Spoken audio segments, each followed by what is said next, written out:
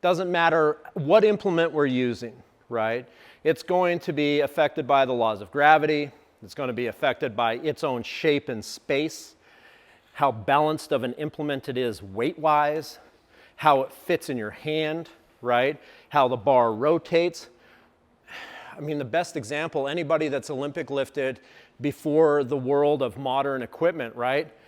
Who here snatched with like that 27-year-old slightly bent bar that had no rotational collars, right? Miserable, right? So like, or metal plates.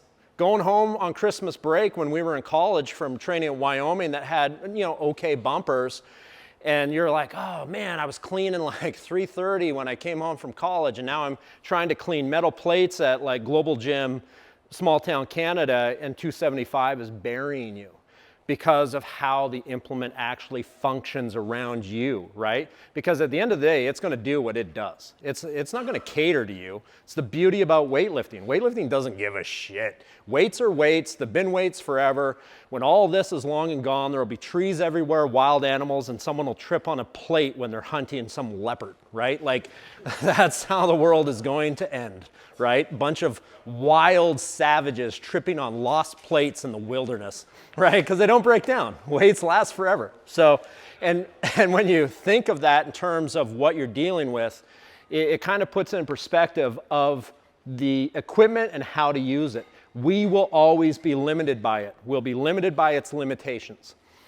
So, with that being said, why we start to use implements that can take that beating, like the center mass bells or kettles that won't break, or like the XD bags that are made of Kevlar and you can just pound and beat, it allows us to bridge that gap where we can release it into the universe and it's going to land and we'll be able to beat it again. And what that does is it starts to train the body not to have, for lack of a better word, a subconscious set point of deceleration, because we will train to the limitations of the implement. All our athletes will, no matter how good they are. They'll get really good at catching a snatch perfectly. They'll get really good at catching a kettlebell in a one-arm snatch perfectly. We get very good, no matter how much we can cut our height in a clean and jerk at the lockout, we will master dropping our center of mass so we don't have to lift the bar maximally overhead.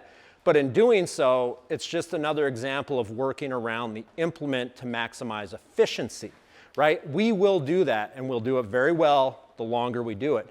The problem is when that starts to show up on the field of play and the athlete starts to have an unnatural or a shortened ability to move their body through a dynamic universe.